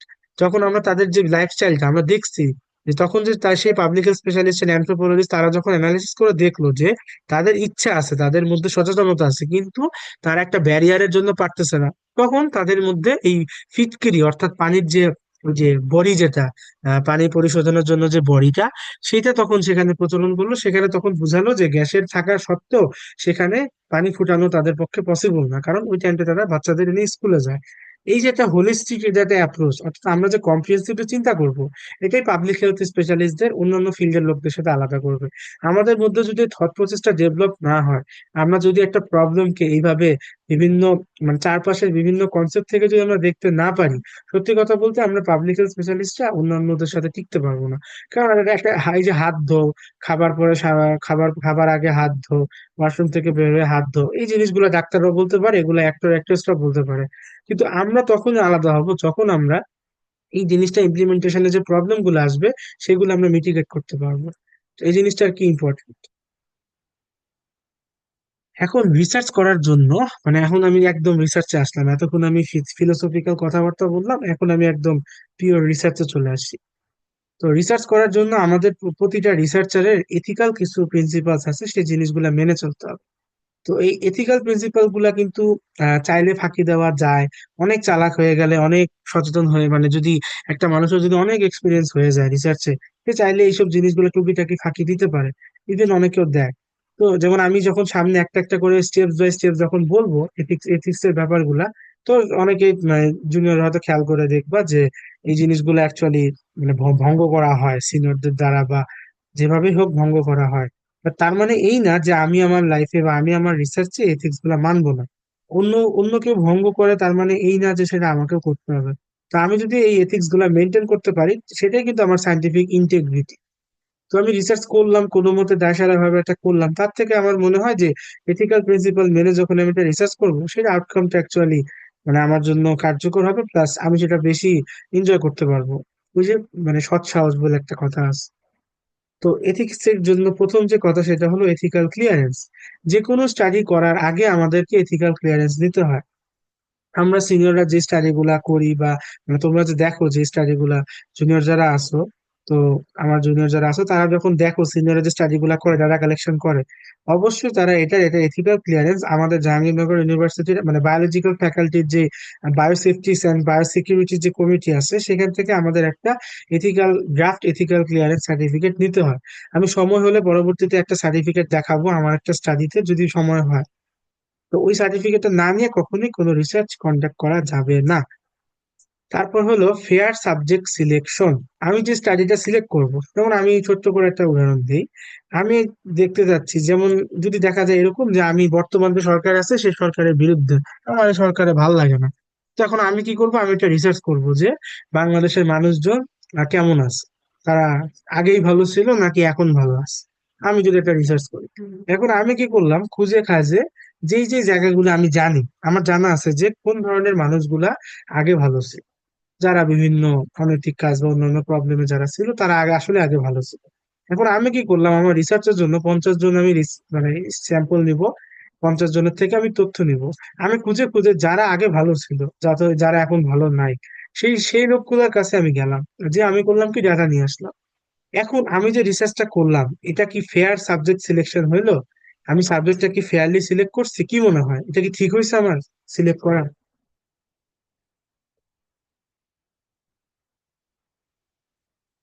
আবার কি মনে হয়? না ভাই, ঠিক হয় নাই। ইয়েস, কারণ আমি আমার উদ্দেশ্য সাধনের জন্য, রিসার্চারের উদ্দেশ্য কিন্তু কখনোই রিসার্চ রেজাল্টকে ম্যানিপুলেট করা না, সে অ্যাকচুয়াল চিত্রটা তুলে ধরতে আনবে।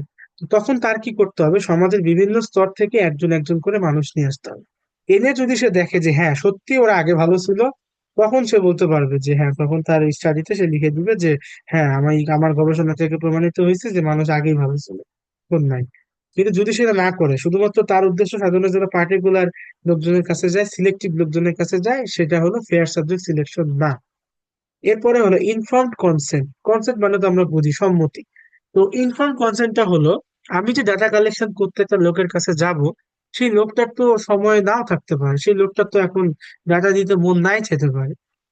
যেমন হয় না, আমাদের কি হয়, ইউজুয়ালি সিনিয়ররা আসে এসে বলে এই এই ফর্মটা দিয়ে গেলাম, ফিল আপ করে দে, কি এটাই হয় না ইউজুয়ালি আমাদের ডিপার্টমেন্টে?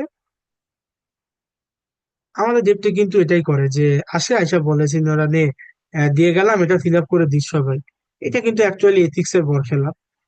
কারণ যে আমি দিয়ে গেলাম তার কাছে, আর তো ইচ্ছা নাই থাকতে পারে সে ফর্মটা ফিল আপ করবে না। আমি আবার তারা বলে গেলাম যে এখান থেকে যেন সব সব সবাই সবাই রেসপন্স করবি। আমি আগে তাকে বলে দিলাম যে এই রেসপন্স কিন্তু করতেই হবে। তখন কিন্তু আমি তার উপর ডিসিশনটা চাপাই দিচ্ছি, এটা কিন্তু ইনফর্ম কনসেন্ট হচ্ছে না। ইনফর্ম কনসেন্ট হলে আমি তাকে সব জানাবো, ভাই এই স্টাডিতে এরকম এরকম কিছু প্রশ্ন আছে, আপনাকে এটা 5 থেকে 10 মিনিট লাগতে পারে ফিল আপ করতে, ভাই একটু ফিল আপ করবেন কি? তখন যে বলবে হ্যাঁ, তখন আমি তাকে ফর্মটা দিয়ে নিব। ইভেন সে যদি চায় ফর্ম ফিল আপের মাঝখানে কোনো একটা স্টেজে তার মনে হচ্ছে না আমার আর ভালো লাগতেছে না, আমি ব্যস্ত, আমি স্টাডিটা ফিল আপ করবো না, সে কিন্তু যে কোনো সময় স্টাডিটা রেখে সে চলে আসতে পারবে। তাকে কিন্তু পরবর্তীতে থ্রেট দেওয়া যাবে না, ভাই আপনি ভাই অর্ধেক ফিল আপ করছেন, এখন তো আমার এই কোশ্চেন নষ্ট, আপনার কিন্তু ভাই এটা ফিল আপ করতেই হবে, নাহলে ভাই খবর আছে।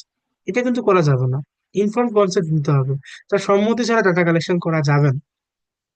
ফেভারেবল রিস্ক বেনিফিট রেশিও, যেমন আমি একটা ভ্যাকসিনের যে স্টাডি গুলা, আমি ভ্যাকসিন স্টাডি গুলা করলাম, তার বডিতে কিন্তু আমি যে জিনিসগুলো ইনজেক্ট করতেছি, এটা কিন্তু সাইড এফেক্ট থাকতেই পারে, এটা কিন্তু রিস্ক থাকবে।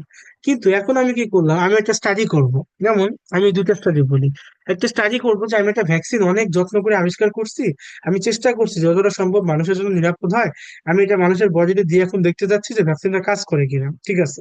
এটা একটা স্টাডি। আর আরেকটা স্টাডি হলো, যেমন আমার মন চাইছে যে আমি একটা বিষ পাইছি, অথবা আচ্ছা এটা বাদ দিই, আমি একটা হারপিক আছে, তো এখন একটা মানুষ কতটুকু হারপিক খাইলে সে মারা যাবে, দেখা গেলো আমি একটা স্টাডি করতে চাচ্ছি। এখন আমি স্টাডিটা কি করব, একটা মানুষকে নিয়ে আসবো, এনে তারা জোর করে ঠাসে হারপিক খাওয়াবো, তারপর আমি দেখবো যে কতটুকু হারপিক খাওয়া পর্যন্ত সে বেঁচে আছে বা সে মরে যায়।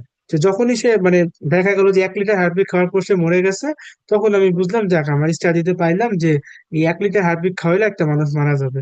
এখন আমারে মানে আপনারা বলেন যে এই দুইটা স্টাডির মধ্যে কোন স্টাডিটাতে রিস্ক আছে বেনিফিটও আছে, আর কোনটায় শুধু রিস্ক?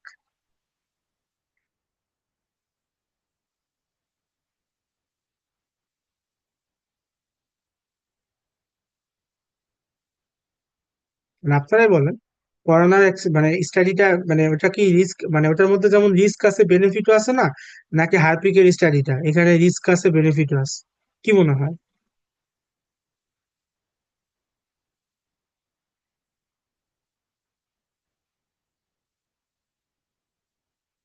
কি কেউ বুঝে নাই জিনিসটা কি? আচ্ছা আমি আবার ক্লিয়ার করি, আমি এটা উত্তরটা আমি পার্টিসিপেন্টদের থেকে নিব। আমি একটা স্টাডি করলাম যেখানে আমি জানতে চাচ্ছি যে একটা করোনা ভ্যাকসিন আছে, সেটা মানুষের মধ্যে দিলে সেটা সেফ কিনা। আর আরেকটা স্টাডি করতে যাচ্ছি যে আমি একটা মানুষের কতটুকু হারপিক খাওয়াইলে সে মারা যাবে, যেটার মধ্যে কোন কোন স্টাডিটা মানে লজিক্যাল? আচ্ছা এইটুকু বলি, কোনটা যৌক্তিক কোনটা অযৌক্তিক? ভাই দ্বিতীয়টা ভ্যাকসিন একটা যৌক্তিক। অযৌক্তিক মনে করেন যৌক্তিক। আমারটা। আচ্ছা কোনটা যৌক্তিক? প্রথমটা? জি। প্রথমটা যৌক্তিক, আর দ্বিতীয়টা হচ্ছে অযৌক্তিক। ঠিক আছে, কারণ কি প্রথমটাতে আমি যে একটা মানুষের বডিতে ভ্যাকসিনটা দিব, ঠিক আছে সাইড এফেক্টের কিছু রিস্ক আছে, কিন্তু পাশাপাশি এই ভ্যাকসিনটা ট্রায়ালটা যদি সফল হয়, তাহলে কি বৃহত্তর মানব স্বার্থে কিন্তু ভ্যাকসিনটা ব্যবহার করা হবে। কিন্তু দ্বিতীয় স্টাডিটা আমি যে এই মানুষটারে হারপিক খাওয়া আমি দেখবো যে কতটুকু হারপিক খেলে সে মারা যায়, একটা মানুষ মারা গেল, কিন্তু এই এই এই এই এই ফাইন্ডিংস দিয়ে কি পরবর্তীতে আমি কিছু করতে পারবো? পরবর্তীতে কিন্তু এটা আমার কোনো কাজে আসবে না। তো সবসময় স্ট্র্যাটেজিটা হতে হবে ফেভারেবল, অর্থাৎ রিস্ক বেনিফিট যেটা আছে সেটা সবসময় ফেভারেবল হতে হবে, রিস্কের থেকে বেনিফিট বেশি থাকতে হবে। তারপর respect for participants as usual, যে আমি পার্টিসিপেন্ট আনলাম, দেখা গেল যে আমার একজন আসলো একটা সচিব, আর একজন আসলো একটা গরিব মানুষ, আমি সচিবটারে দাম দিচ্ছি, একদমই না।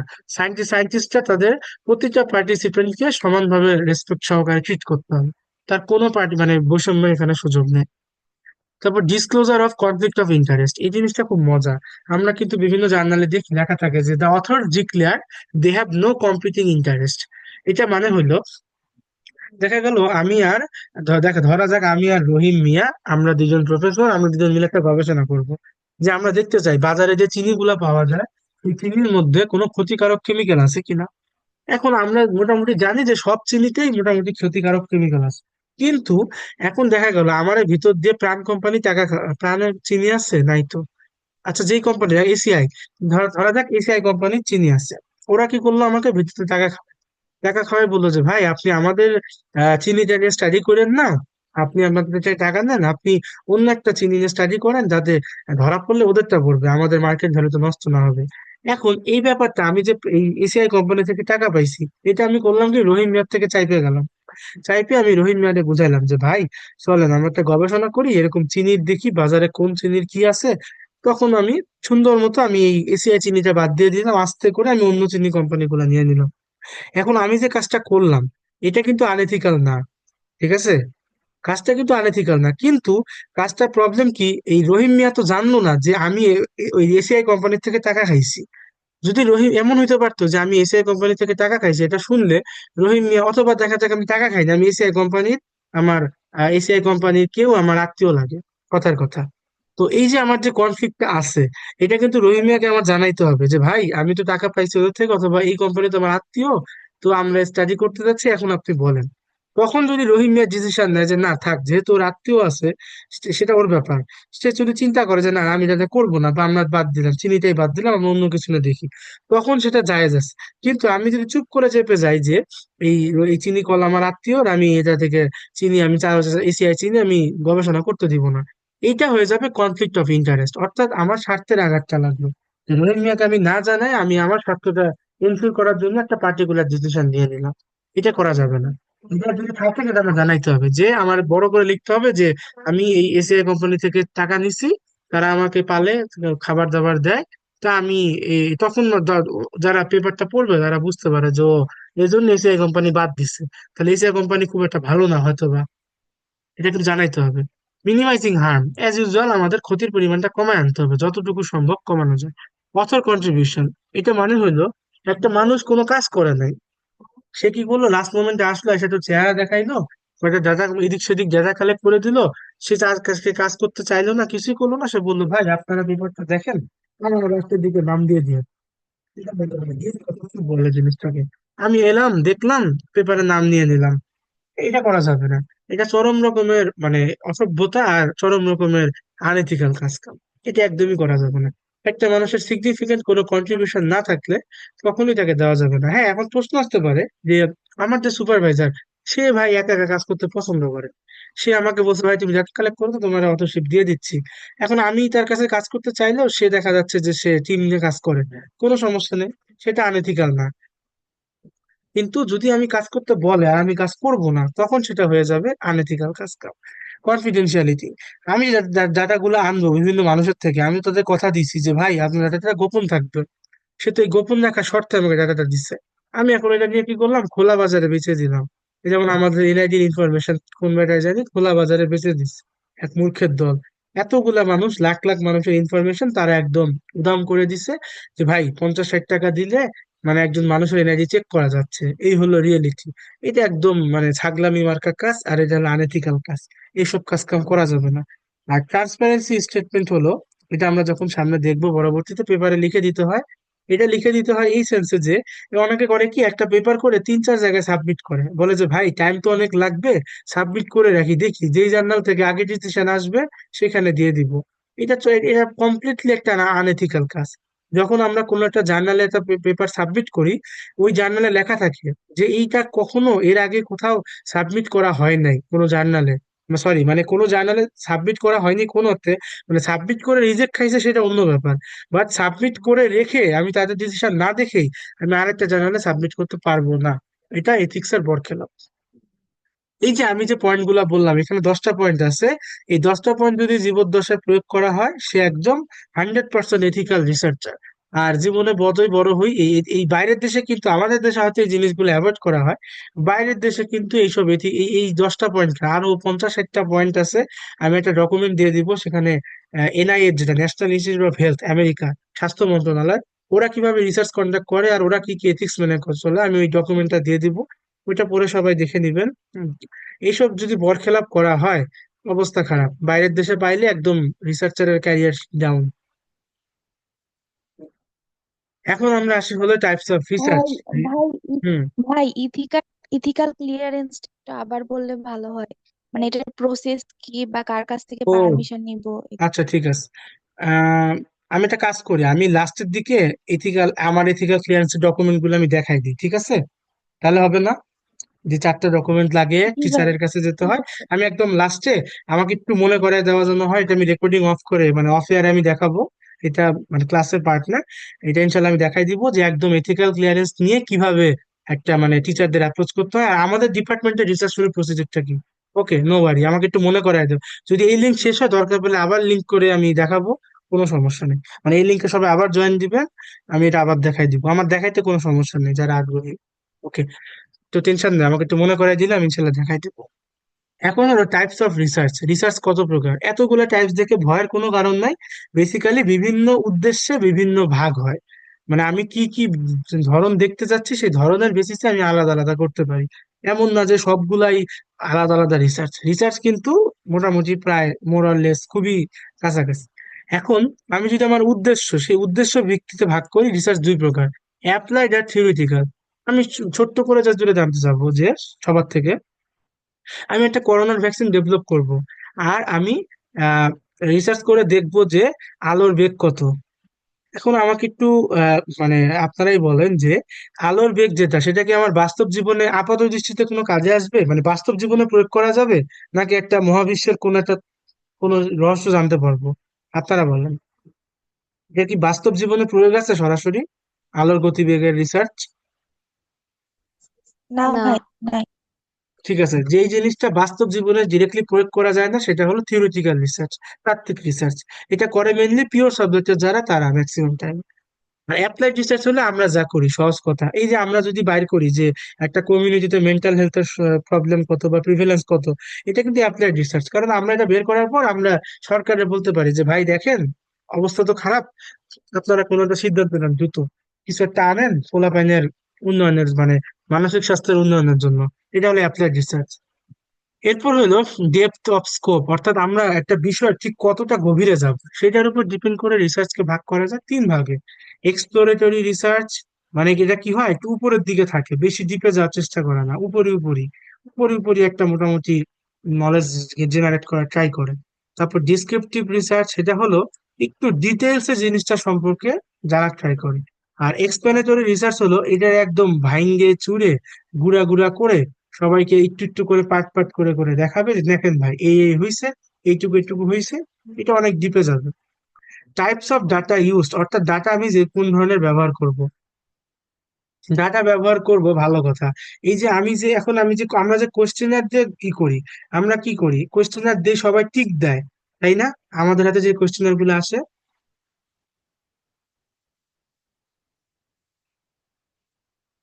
আপনারা বলেন, আপনারা যে কোশ্চেনার আপনারা যে কোশ্চেনার গুলা পান, সেটা যখন টিক দেন, সেখানে কি টিক দেন নাকি বক্তৃতা দেন, একটু বলেন। ভাই, টিক দেই। টিক হ্যাঁ, দেই। এগুলা হইলো কোয়ান্টিটেটিভ রিসার্চ, ঠিক আছে? এখান থেকে যে ডাটা গুলা পাচ্ছি, সেগুলো ব্যবহার করে আমরা কি করি, এই জিনিসগুলোকে পরে অ্যানালাইসিস করে পার্সেন্টেজ সংখ্যা আকারে দিই। এছাড়াও আরেক ধরনের রিসার্চ আছে, সেটা হলো যে ভাই আসেন বসেন আমরা গল্প করি, গল্প করে করে একটা মানুষের সম্পর্কে ডিটেলস ঘন্টার পর ঘন্টা আলোচনা করে তথ্য নেওয়া হয়, তারপর সেগুলাকে অ্যানালাইসিস করা হয়, সেটাকে বলা হয় কোয়ালিটেটিভ রিসার্চ। যদি সম্ভব হয় আমাদের কোর্সের লাস্টের দিকে আমরা একটা এক্সাম্পল দেখাবো। এখন গেল সোর্সেস অফ ইনফরমেশন, ডাটা। আমি যদি ডাইরেক্ট কারো মানুষের সমাজের মানুষের জনের কাছে যে ডাটা কালেক্ট করি, সেটা হলো প্রাইমারি রিসার্চ, কারণ প্রাথমিক ডাটা ব্যবহার করছি। আর আমি যদি এর আগেই পাবলিশ হওয়া কোনো ডাটা সেটা ব্যবহার করে রিসার্চ করি, সেটা হলো সেকেন্ডারি রিসার্চ, অর্থাৎ আমার পুরাই। According to time, cross sectional আর লঙ্গিটিউডিনাল। ক্রস সেকশনাল মানে হইলো আমি যখন স্টাডিটা করতেছি, আমি শুধুমাত্র ওই সময়ের স্টাডিটা করব। আর লঙ্গিটিউডিনাল মানে হইলো আমি একটা লম্বা সময় ধরে স্টাডি করব। যেমন আমি যদি, মানে আমরা ম্যাক্সিমাম স্টাডি করি কিন্তু ক্রস সেকশনাল দেখা যায়। এতে কি হয়, আমরা ফিক্সড 10 দিন বা 1 মাস সময় নেই, এর মধ্যে ডাটা কালেকশন করি, তারপর রিসার্চ করি। আমি যদি সেটা না করে একটা মানুষের থেকে আজকে ডাটা নেই, তারপর 1 মাস পর ডাটা নেই, তারপর 2 মাস পর ডাটা নেই, 3 মাস পর নেই, এইভাবে যদি আমি কন্টিনিউ তাকে লম্বা সময় ধরে অবজার্ভ করি, সেটা হবে লঙ্গিটিউডিনাল স্টাডি। তারপর হলো ইনফারেন্স, ইন্ডাকটিভ আর ডিডাকটিভ, এটা একদম বাদ, এটা বোঝা লাগবে না। আমরা যদি কোনো কিছু বাদ দিই সেটা ইন্ডাকটিভ, আর যদি কোনো মানে যোগ করে করে পৌঁছাই সেটা হলো ডিডাক্ট, সরি, উল্টা বলছি, যোগ করে করে পৌঁছাইলে ইন্ডাকটিভ, আর বাদ দিয়ে দিয়ে পৌঁছাইলে ডিডাকটিভ। আর ম্যানিপুলেশন অফ ভ্যারিয়েবলস, এটাও চিন্তার নাই। কোয়াসি এক্সপেরিমেন্টাল মানে হইলো কাউকে কোনো একটা কিছু দিয়ে তারপর সেটা মাপা। নন এক্সপেরিমেন্টাল মানে হলো কাউরে কোনো কিছু দিব না, সে যেটুকু জানে ওইটুকুই মাপবো। আর এক্সপেরিমেন্টাল হলো তার মধ্যে আমি ইচ্ছা মতো এক্সপেরিমেন্ট চালায় বের করবো। ঠিক আছে, এগুলা হলো ওভারঅল। এগুলা নিয়ে তো মাথা ঘামানোর চিন্তা নাই, সময়ের সাথে সাথে আমাদের কাছে জিনিস কনসেপ্ট গুলো আরো ক্লিয়ার হবে। এখন যে জিনিসটা আমরা ডিটেলসে দেখবো, এখন তো আমরা দেখলাম যে টাইপস অফ রিসার্চ। এখন রিসার্চ আর রিসার্চ আর্টিকেল তো আলাদা। কেউ আমাকে বলতে পারবে পার্থক্যটা কি, রিসার্চ আর রিসার্চ আর্টিকেল? আমি প্রথমকার দিকে পড়াইছি এটা।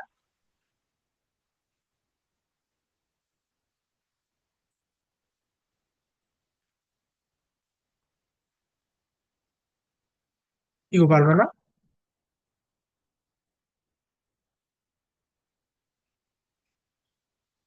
আমি কি বলছিলাম, রিসার্চ হলো একটা প্রসেস, তাই না?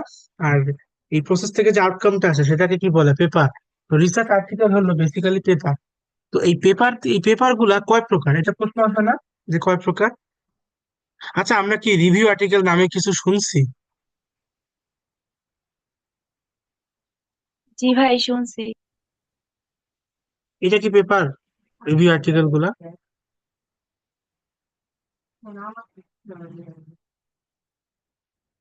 রিভিউ আর্টিকেল কি পেপার? কি মনে হয় সবার?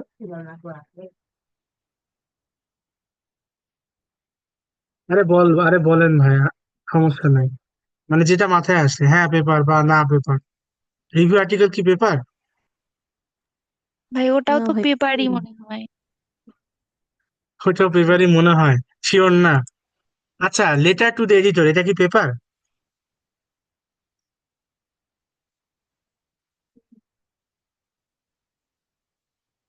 কি পোলাপাইনের রেসপন্স নাই কেন, হ্যাঁ? আমি কি মানে কুইজ নিচ্ছি, নাম্বার দিচ্ছি?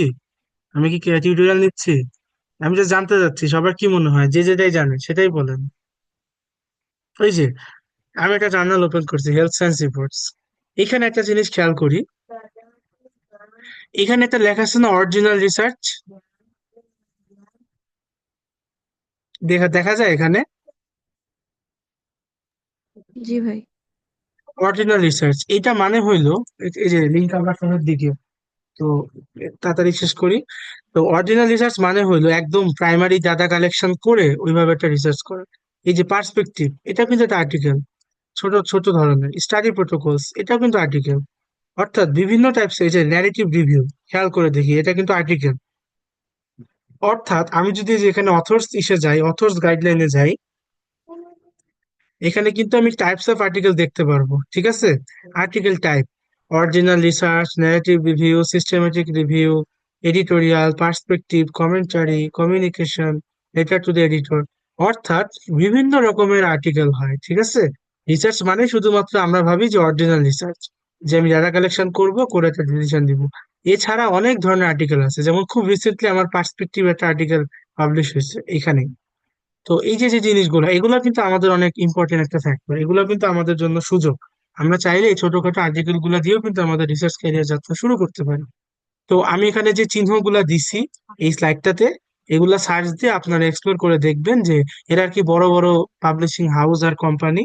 তো এদের আপনি সার্চ দিয়ে দিয়ে দেখবেন যে কিভাবে এরা কাজ করে।